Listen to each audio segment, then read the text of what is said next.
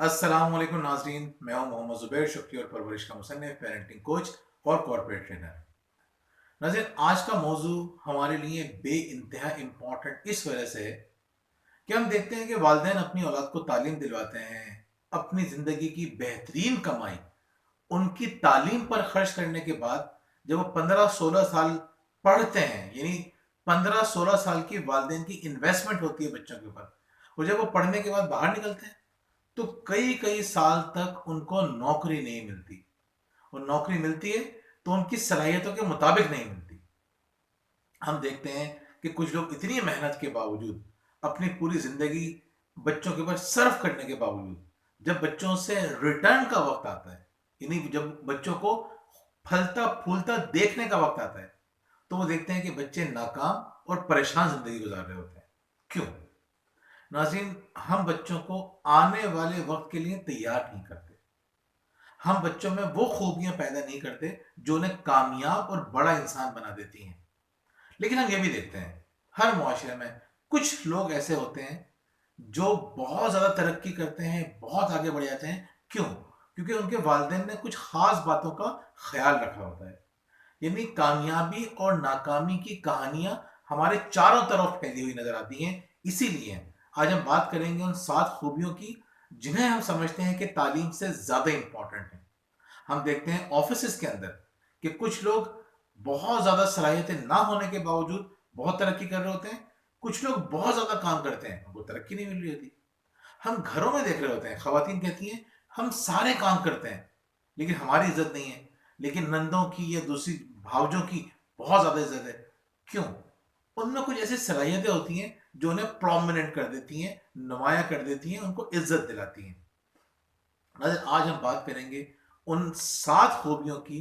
अगर आपने अपनी औलाद में पैदा कर दी तो यकीन करें, अगर वो तालीम में कम भी रह गए तो वो तरक्की से आगे नहीं, तरक्की से उन्हें कोई नहीं रोक सकता, तरक्की जरूर करेंगे। इसका मतलब नाज़रीन ये नहीं है कि हम तालीम के खिलाफ हैं।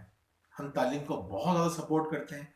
हम चाहते हैं कि लोग तालीम हासिल करें, लेकिन तालीम के साथ साथ स्किल्स की भी ज़रूरत है, वो भी अपने अंदर पैदा करें। जैसे पहले लोग तालीम और तरबियत का इस्तेमाल किया करते थे साथ साथ। अब तरबियत का लफ्ज़ कहीं हमें मिलता ही नहीं है, अब सिर्फ तालीम मिलती है। जब सिर्फ तालीम मिलती है, तरबियत नहीं मिलती, तो वो बच्चे के लिए भी नुकसानदेह है, उनके वालिदैन के लिए भी नुकसानदेह है।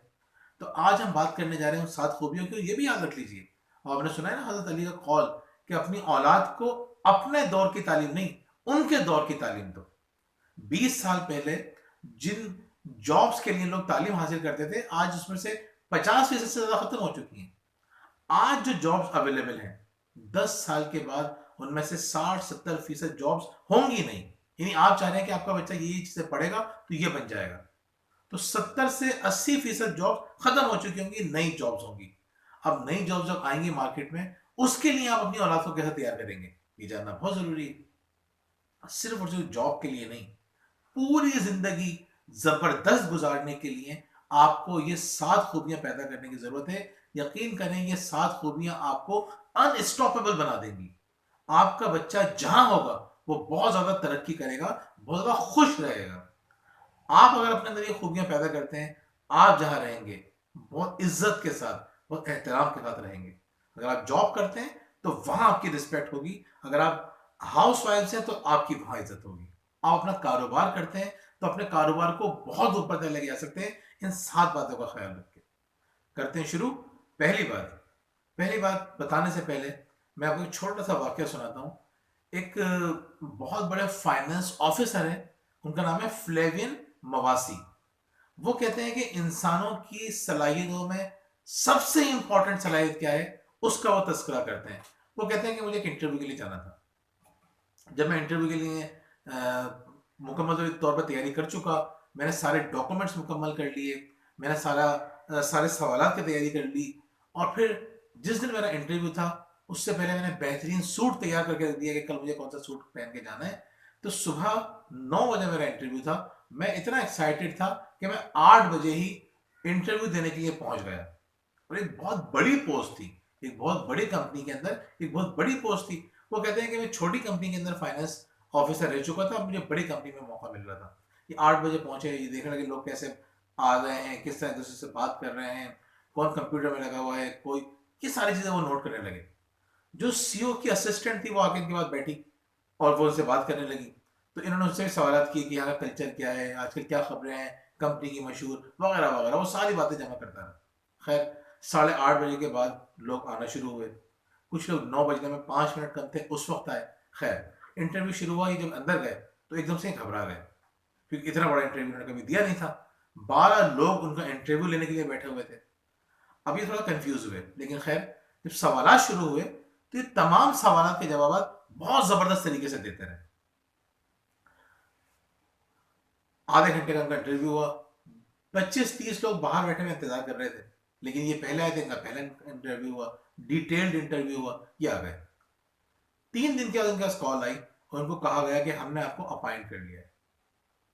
ये कहते हैं कि लोग मेरी कामयाबी के बारे में मुख्तलिफ बातें कर सकते हैं कि मैं क्यों कामयाब हुआ, लेकिन मैं क्यों कामयाब हुआ इसकी सबसे बड़ी वजह क्या थी।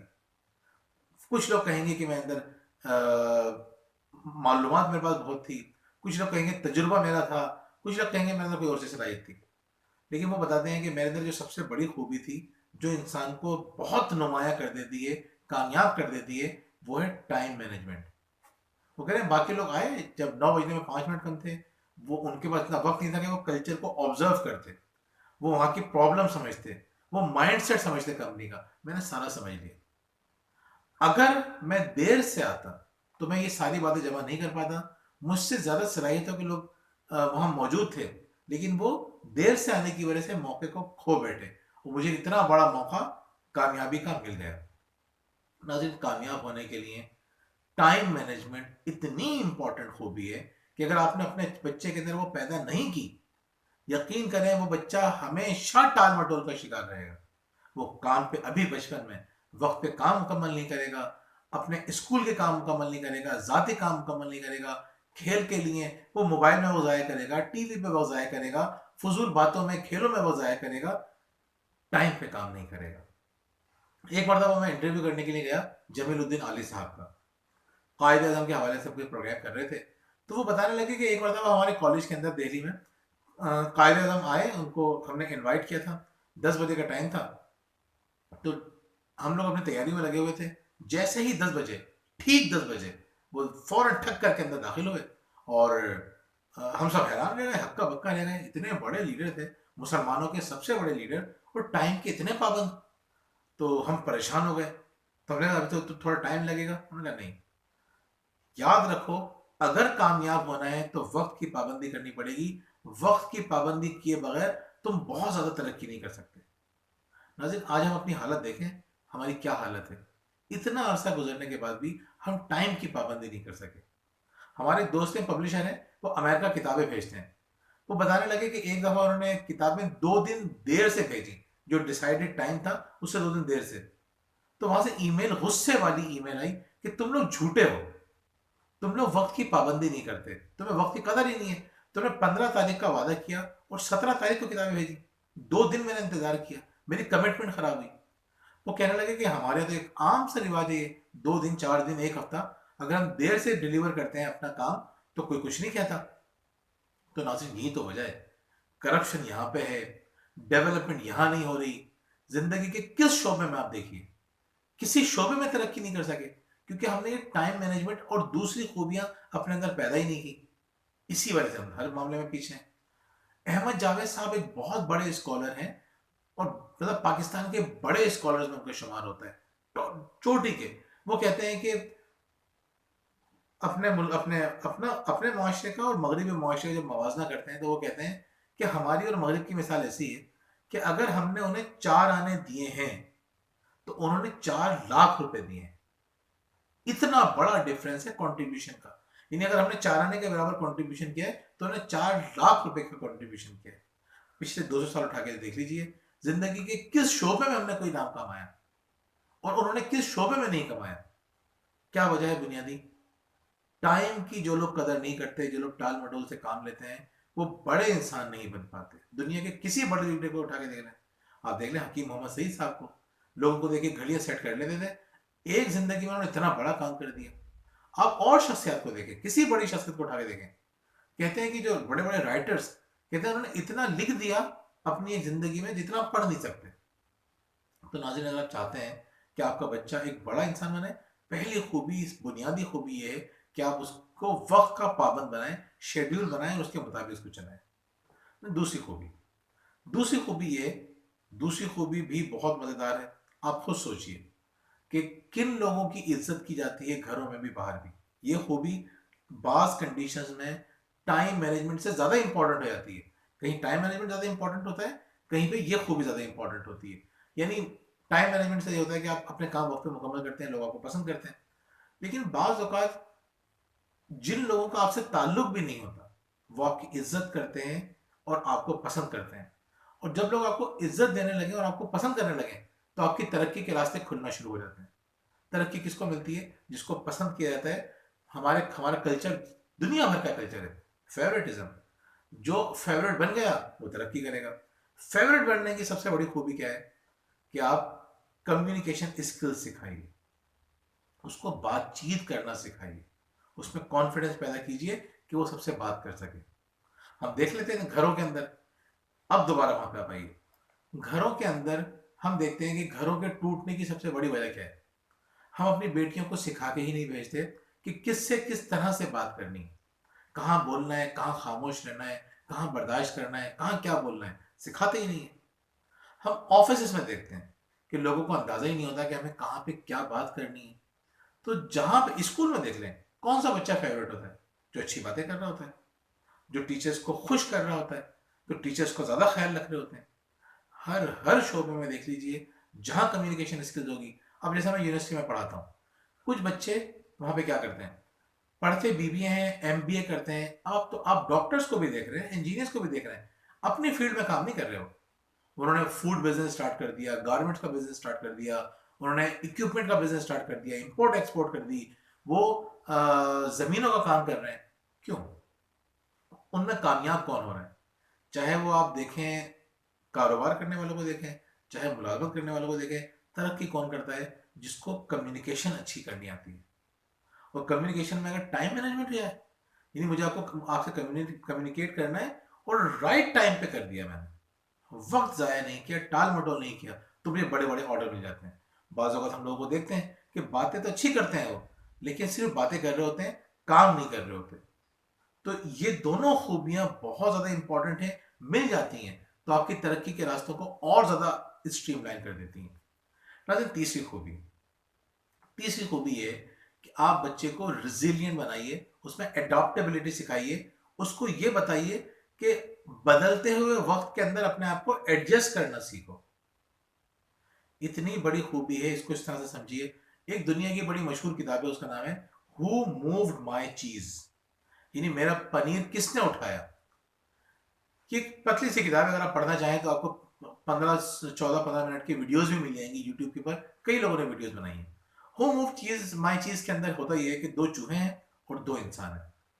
चूहे क्या करते हैं, रोजाना सुबह सुबह उठते हैं और जाते हैं, ढूंढते हैं अपना चीज कि उनको पनीर कहाँ मिलेगा। एक बहुत बड़ी जगह होती है, वहां बहुत सारा पनीर होता है, खूब खाते हैं, खूब मजे करते हैं, चले जाते हैं। फिर उसके बाद उठते हैं इंसान, वो उठते हैं, वो भी जॉगिंग ड्रेस पहनते हैं, चलते जाते हैं, वो बड़ा पनीर बहुत सारा मिलता है, खूब खाते हैं, खूब मजे करते हैं। अगले दिन जाते हैं, फिर मिल जाता है, अगले दिन जाते हैं, फिर मिल जाता है। लेकिन एक दिन जब वो पहुंचते हैं तो वहां से पनीर गायब हो चुका होता है। इंस्पेक्शन टीम ने अंदाजा लगा लिया होता है कि उनका पनीर खा रहा है, वो सफाई कर देते हैं।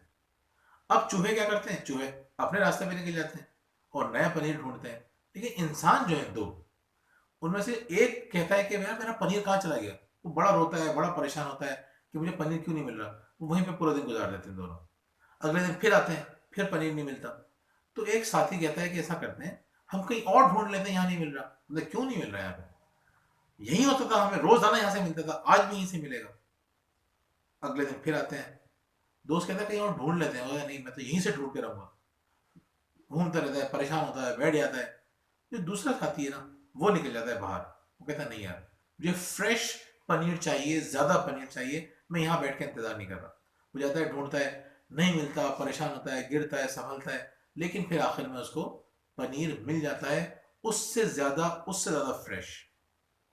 और फिर वो हंसी खुशी रहता है। उसमें वो ये बात समझाता है कि जो लोग वक्त के मुताबिक चेंज नहीं करते खुद को, वो खत्म हो जाते हैं। दुनिया में तरक्की करते ही वही हैं जो वक्त के साथ साथ चेंज करते रहते हैं अपने आप को।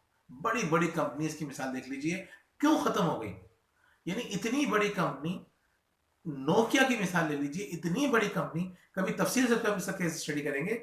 इतनी बड़ी कंपनी खत्म होने की वजह क्या थी? सबसे बड़ी वजूहत में से एक वजह ये थी कि उन्होंने वक्त के मुताबिक अपने आप को चेंज नहीं किया। तो सही है, हम तो सही है, कर लेंगे। बहुत जरूरी है, अपने बच्चे को सिखाइए। क्लास टीचर चेंज हो जाती हैं, बच्चे परेशान हो जाते हैं, परफॉर्मेंस खराब हो जाती है। कहीं वो और शिफ्ट हो जाते हैं, स्कूल चेंज हो जाता है, परफॉर्मेंस खराब हो जाती है। दोस्त स्कूल छोड़ के चले जाते हैं, परफॉर्मेंस खराब हो जाती है। टीचर चले जाती हैं, छोटी छोटी बातों की वजह से बच्चे की परफॉर्मेंस खराब हो जाती है। उसको सिखाएं, बदलते हुए हालात के अंदर खुश रहना सिखाएं, एडजस्ट करना सिखाएं। खालिद जहीर साहब का एक दफ़ा, एक मैं प्रोग्राम में बैठा था, एक टीवी के प्रोग्राम के अंदर इंटरव्यू चल रहा था, तो मैं उनकी पर्सनल लाइफ के ऊपर बात चल पड़ी। तो मैंने उनसे सवाल किया कि खालिद जहीर साहब ये बताइए कि शादी से पहले की ज़िंदगी ज़्यादा अच्छी होती है या शादी के बाद की? वो हंसने लगे, कहने लगे कि देखो बेटा, अल्लाह ताला ने जो इंसान को बनाया है, हर दौर उसका खूबसूरत दौर है। बचपन के अपने मज़े हैं, लड़कपन के अपने मज़े हैं, नौजवानी, फिर जवानी, फिर अधेड़ उम्र, बुढ़ापा, हर हर उम्र के अलग मज़े हैं। कोई एक उम्र भी अगर ठहर जाए तो आपकी ज़िंदगी ख़राब हो जाएगी। लेकिन दिलचस्प बात यह कि जो लोग ये बात नहीं समझते, उनकी ज़िंदगी ख़राब हो जाती है।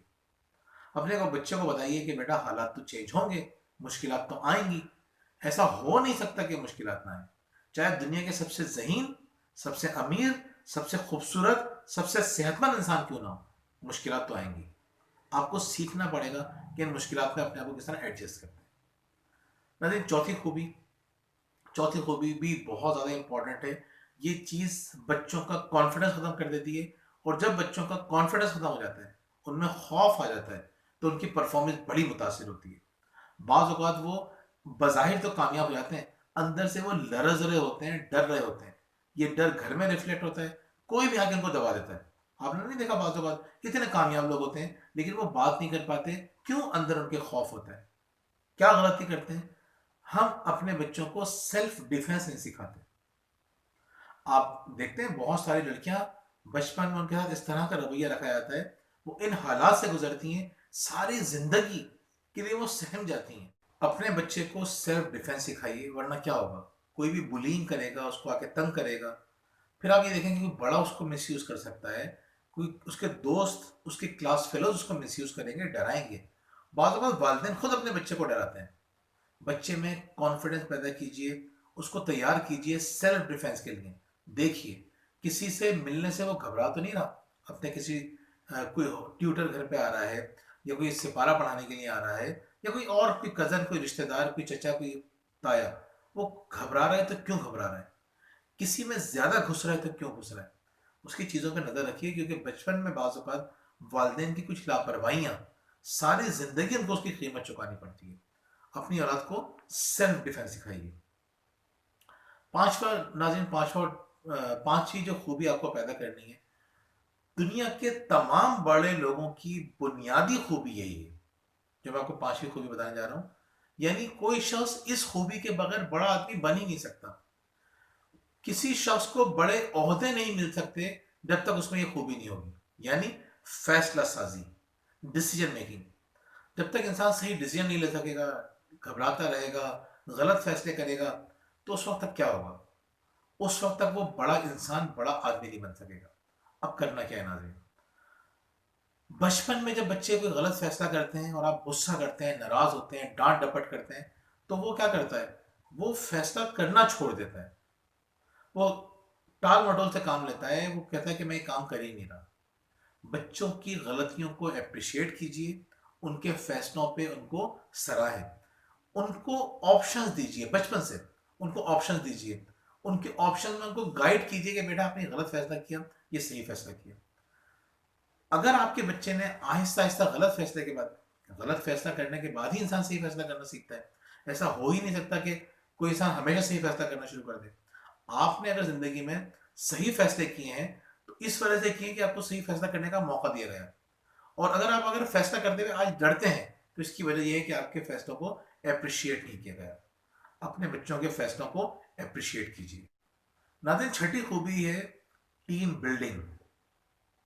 इस वक्त दुनिया भर में कॉर्पोरेट ट्रेनिंग में सबसे ज्यादा पैसा जो खर्च किया जा रहा है, इस बात पर खर्च किया जा रहा है कि लोगों को टीम में काम करने की आदत हो। यानी पूरी दुनिया इस वक्त अपनी कंपनीज को अगर ऊपर लेके जाना चाहती है तो कौन सी खूबी पैदा करती है अपने वर्कर्स के अंदर कि वो टीम में काम करना सीखें। अकेले काम करना, अकेले परफॉर्म करना आसान होता है, लेकिन बड़े नतीजे जो आपको मिलते हैं वो टीम से मिलते हैं।